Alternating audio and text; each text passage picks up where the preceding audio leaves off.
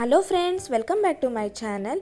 ನಾನಿವತ್ತು ತೋರಿಸ್ಕೊಡ್ತಾ ಇರೋ ರೆಸಿಪಿ ಚಿಕನ್ ಹರಿಯಾಲಿ ಕಬಾಬ್. ಯಾವಾಗಲೂ ಅದೇ ರೆಡ್ ಕಲರ್ ಕಬಾಬ್ ತಿಂದು ಬೇಜಾರಾಗಿದ್ದರೆ ಒಂದ್ಸತಿ ಈ ಥರ ಟ್ರೈ ಮಾಡಿ, ತುಂಬ ಚೆನ್ನಾಗಿರುತ್ತೆ. ಹಾಗಾದರೆ ಬನ್ನಿ ಯಾವ ಥರ ಮಾಡೋದು ಅಂತ ನೋಡೋಣ. ಫಸ್ಟು ಒಂದು ಮಿಕ್ಸಿ ಜಾರ್ಗೆ ಒಂದು ಹಿಡಿಯಷ್ಟು ಪುದೀನ ಸೊಪ್ಪು, ಒಂದು ಸ್ವಲ್ಪ ಕೊತ್ತಂಬರಿ ಸೊಪ್ಪು, 1 ಸ್ಪೂನಷ್ಟು ಗ್ರೀನ್ ಚಿಲ್ಲಿ ಪೇಸ್ಟ್, ಒಂದು 10 ನಿಮಿಷ ಬಿಸಿನೀರಲ್ಲಿ ನೆನೆಸಿಟ್ಕೊಂಡಿರೋ ಅಂಥ ಪಾಲಕ್ ಸೊಪ್ಪನ್ನ ಹಾಕಿ ಇದಿಷ್ಟನ್ನು ತುಂಬ ಚೆನ್ನಾಗಿ ಫೈನ್ ಪೇಸ್ಟಾಗಿ ರುಬ್ಕೊಳ್ಬೇಕು. ನೋಡಿ, ಈ ಥರ ಪೇಸ್ಟ್ ರೆಡಿ ಆಗುತ್ತೆ.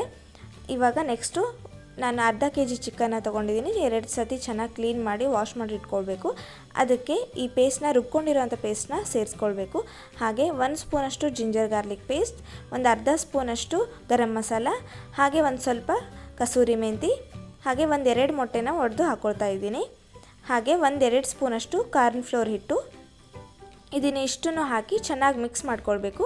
ಆಮೇಲೆ ಒಂದು ಸ್ವಲ್ಪ ರುಚಿಗೆ ತಕ್ಕಷ್ಟು ಉಪ್ಪನ್ನು ಸೇರಿಸಿ ಚೆನ್ನಾಗಿ ಮಿಕ್ಸ್ ಮಾಡಿಕೊಂಡು ಒಂದು 10 ನಿಮಿಷ ರೂಮ್ ಟೆಂಪ್ರೇಚರಲ್ಲಿ ಮ್ಯಾರಿನೇಟ್ ಆಗಕ್ಕೆ ಬಿಡಬೇಕು.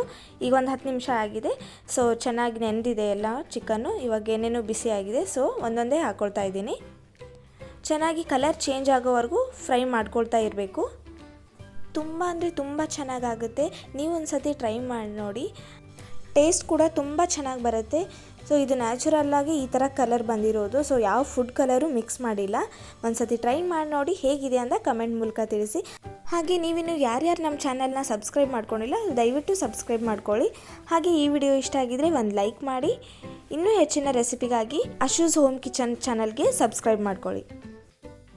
ಹಾಗೆ ಈ ವಿಡಿಯೋ ಯಾರ್ಯಾರು ನೋಡ್ತಿದ್ರೆ ಎಲ್ಲರಿಗೂ ಧನ್ಯವಾದಗಳು. ಮುಂದಿನ ವಿಡಿಯೋದಲ್ಲಿ ಇನ್ನೊಂದು ರೆಸಿಪಿಯೊಂದಿಗೆ ಬರ್ತೀನಿ. ಅಲ್ಲಿವರೆಗೂ ಬಾಯ್.